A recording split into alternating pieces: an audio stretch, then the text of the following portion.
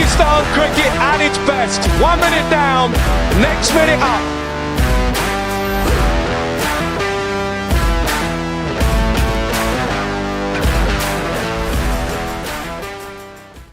Thanks very much, everyone, for joining me. My guest today is a former player, former coach, former captain. He's a very familiar face on our television screens. He's done umpiring as well. You name it in cricket, he's done it. And it is the one and only David Bumble Lloyd. Bumble, very warm welcome to you. Nice to see you again. Thank you, Saj. I want to be a groundsman as well. I've got a bit of land and I play about on tractors and I quite enjoy it. And I'm making a cricket pitch. It's not very level, but it's a strip and it's got stumps at either end. So I might just come back as a groundsman. Well, if you need anybody to come and test the pitch, Bumble, a few gentle deliveries at me, I'll be ready. Well, I'll get an ambulance as well because it ain't level. Bumble, Pakistan are in town. That usually means some good cricket and a bit of chaos, doesn't it? It does, and it'll mean big crowds as well. When Pakistan come to the UK, they're always fantastic crowds. It's a wonderful atmosphere. I'm not so sure about the team at the minute. Do you know, in T20 cricket, you'd look at recent scores. I think they've been left behind. You know, the game's evolving so quick. It's like a runaway train and you've got to keep up. Absolutely, Bumble. And this sort of shows why they've struggled recently. I mean, they drew 2-2 against a weakened New Zealand team because their main players were either rested or they were at the IPL. Scraped past Ireland 2-1. And, you know, they just don't seem to be on song at the moment, Pakistan. No, I mean, they're sort of running on empty. They're in second gear when they should be in fifth gear. But they changed the coach again, haven't they? They've got in Gillespie the coach now. Gillespie is the test coach, and they brought in Gary Kirsten for the one-day and T20 setup. Well, I mean, Gary Kirsten, he's a wonderful fella, but you know, he was a very careful batter, and he's had his time in the IPL as well. And, you know, we're going round and round in circles. And, you know, it's my firm belief that for T20 cricket, you've got to have vibrancy. You've got to be thinking out the box. You've got to be looking at who's the next kid on the block. You've got to take a gamble, certainly with players, and get young players who have no inhibitions. When I look at this Pakistan team now, and I mentioned that they've been left behind, they're so careful. You know, you've got to give it a whack. You might be 15 for 3. You just got to keep going. There's no other way, because I'll tell you why, because every other team does it. You can't panic. You can't be what if. In T20 cricket, there is not a what if. I think that's one of the criticisms from fans and the media with this Pakistan side, that, yeah, Babar Azam, Mohammad Rizwan, great players, and on their day they can score quickly. But more often than not, it's that conservative, safety-first approach that where they get the criticism. You've got to have a team and individual players that the other teams, the other crack teams, are wary of. Now, these are wonderful players that you've mentioned, fantastic players.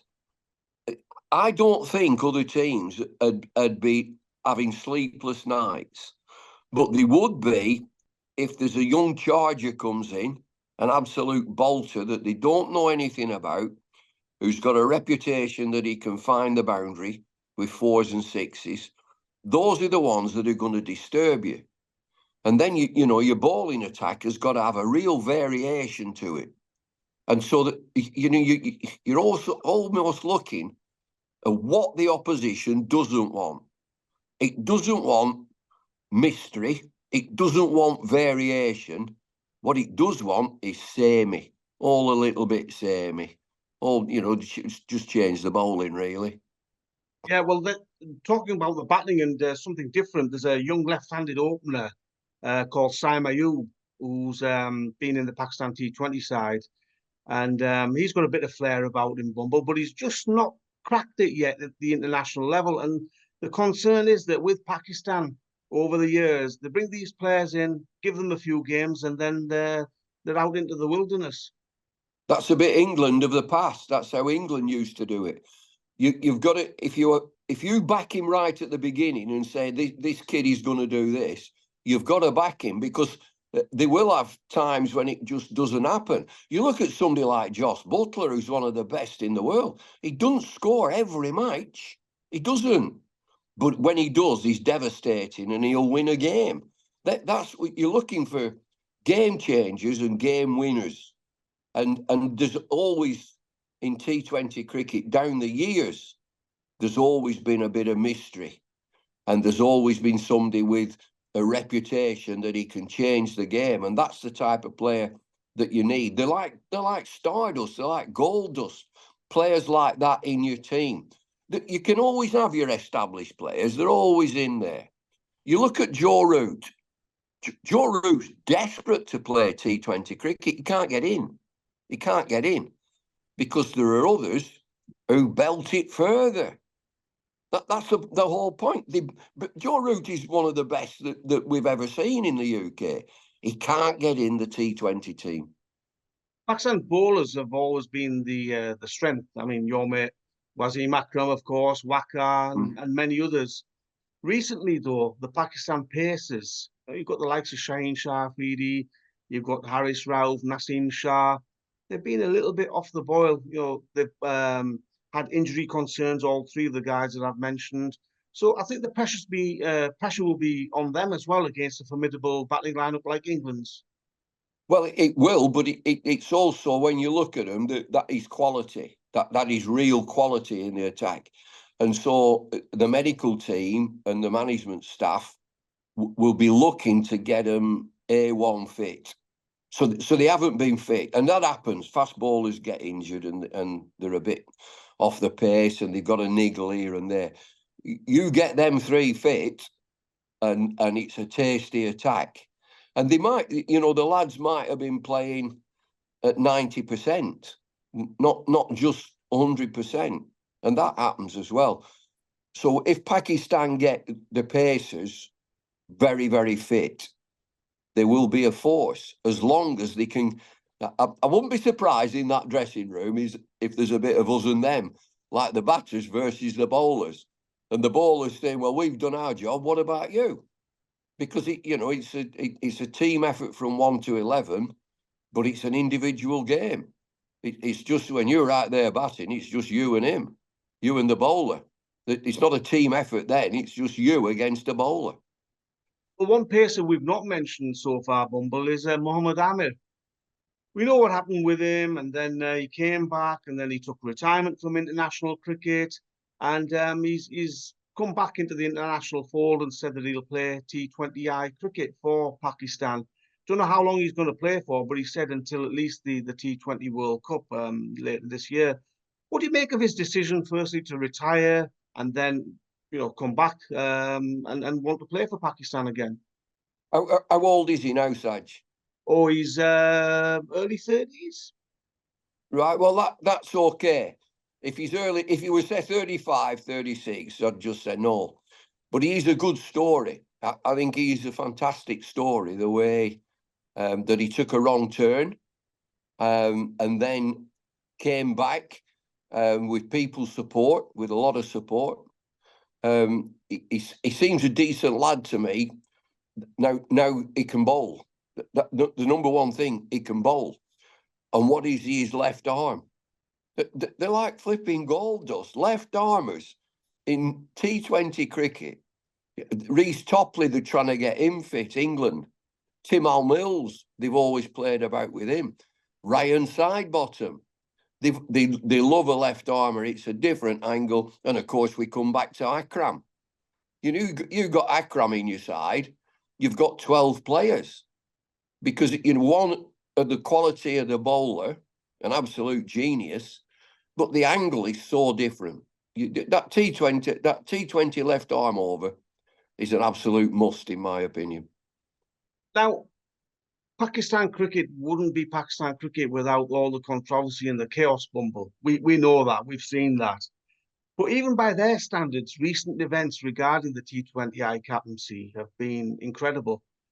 This sacked Babar Azam, basically. They had a disagreement where they wanted to replace him. So he said, well, no, I don't want to be captain anymore. Walked off. Made Shaheen Shafiri captain for one T20I series. Then they got rid of him and brought Babar Azam back. I mean, that chopping and changing in Pakistan cricket doesn't help, does it? Well, they got previous. It's happened before. Just once or and twice. Of course, we all have a bit of a chuckle about what's happening politically in Pakistan cricket. And the players are never short of having a word either, that, you know, why I've been sacked and why I'm coming back. You know, they need to settle down. Now, whether this new management team and coaching can settle the team down, you want a settled side, you want a happy side, you want a content side. And if there's factions about we don't want him as captain and we don't want him as captain, you're winning nothing, winning absolutely nothing. So there has to be a unity within the team. There's got to be somebody making clear decisions. So what's happening recently is that the decisions are very unclear. And who's making them? And then, like, politicians get involved as well. Just imagine if politicians in the UK got involved in cricket. They can't run a country, never mind a cricket team. I can't imagine Rishi Sunak worrying about who the T20I captain is for England. No, Keir Starmer and all them geezers. And and Nadine Dorries. Don't let them anywhere near a cricket team, for goodness sake. Well, I mean, you mentioned Gary Kirsten. You've got Azhar Mahmood as his assistant coach. You've got Wahab Riaz in there as well in the selection and management team. Kirsten needs to hit the ground running, doesn't he? He's got a tough series against England here, and then he's got the T20 World Cup. Now, if things go wrong, Bumble, we know what Pakistan cricket is like. He's going to be under a heck of a lot of pressure, isn't he? Well, he'll get binned. It's as simple as that. I'm a real fan of Azhar Mahmood. I think Azhar Mahmood has everything right. You know, he was a wonderful player. He played a lot of county cricket. He knows the England scene inside out. He's the second in command, or has been, at Surrey. They're the best team by a mile. I've seen Azhar Mahmood with teams in the International League T20 out in Dubai. I'm a massive fan. He's been a bowling coach, and I think he's ready to step up. I like Wahab Riaz. He's been around for a little while as Wahab. He had a lot of character when he was a player, left armour again, and he was a bit feisty.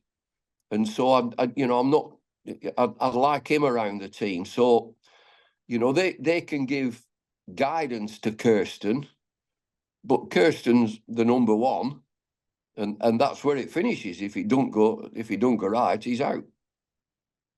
England's recent form in T20 cricket hasn't been great, but I was looking at the stats. Last 12 matches, lost 8, won 4. So they're going to be under a little bit of pressure, especially having not played for any T20s. I know some of the lads have been playing IPL and other leagues, but 5 months England haven't played a T20I, and as I say, only won 4 out of the last 12. Well, we've talked about coaches being under pressure, and England's coach is under pressure. He's new, he's Australian. Matthew Mott, he was with the women, and so there's rumblings in England that he's under pressure. If you look at the players that they've got, I think they're a tasty outfit, and they'll be hoping that they can all click. If you're out of form and you've got 3 or 4 batters who are out of form, but there's quality in that side and there's danger. You know, I talk about other teams looking, they'll be looking at England. They'll be seeing the firepower that they've got and think there's a real danger and game changers in there and a varied attack. As ever, they'll have plans and they'll be hoping that members of the attack stay fit. And they don't always stay fit, and that just disrupts you. But Butler, as captain, will be well aware of that 8 losses and 4 wins. Wicketkeeper captain is not ideal in T20, in my opinion, but he seems to be okay with it. But he's a world-class player. Bairstow is dangerous. Phil Salt, dangerous. They've got the tools.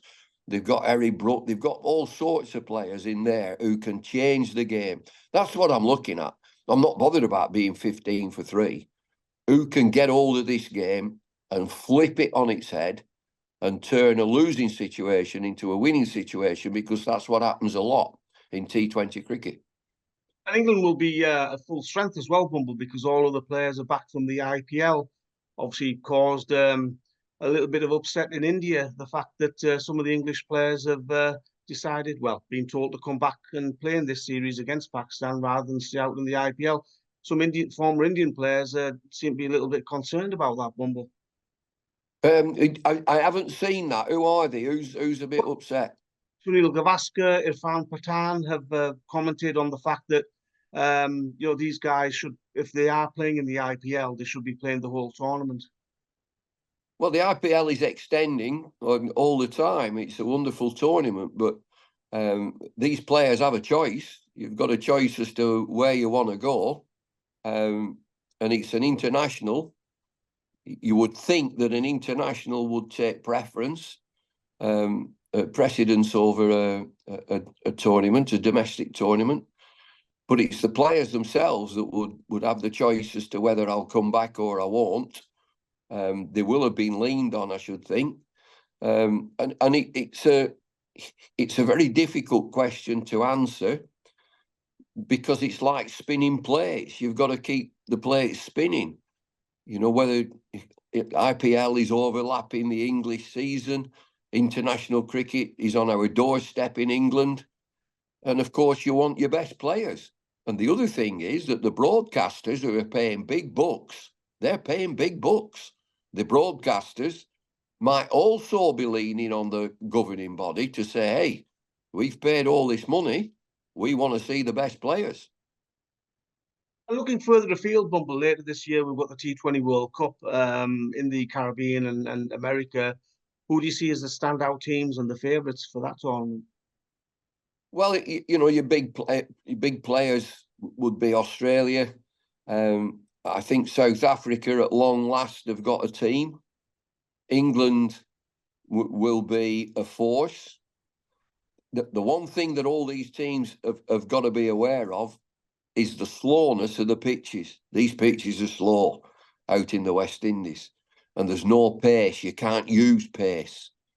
And so they'll have to be really aware of those. India should be one of the favourite teams. And as ever, New Zealand will quietly just go about the business. What have West Indies got? What have they got? Have they got a team? Because you'd think that the T20 is the strong suit for West Indies. And so what I'm saying, they can all beat each other. And so you need to be on your game. We've just chatted now about players being out of form. You can't have that. You've got to have informed players on their A1 game, because you'll get turned over. And there's plenty of tasty teams. I'd have a sneak. If I had 2 bob to put, I'd be looking at South Africa. I think they've finally got a side. And Bumble, what are you up to these days? I know you're doing some work for TalkSport. What else are you up to? I work on Lancs TV from time to time, which is, just on county cricket and domestic T20. And it's like going back home. I'm doing a little bit, I think, for Yorkshire TV. They're starting. I'll quite like doing these streams. I think the streams are good, and they're a really good service, but they're great entertaining. And you're seeing emerging players, you're seeing good players. But I've got a fair bit of land, and so I'm in my element now. I've got a greenhouse. I'm gardening daft. I should be on that Gardener's World with Monty Don. I've been out. You won't believe it. At 6 o'clock this morning, I were out weeding, and I'll finish. I'll get on my machines and start cutting. And I like mending machines. I like getting. I pull them to bits, and I can't really put them back together again. I've got plenty on. Brilliant. Always a pleasure to speak with you, Bumble. And good to hear that you are well and also keeping yourself busy and still involved in cricket, which is fantastic news, I'm sure, for everybody who follows the game. Good to chat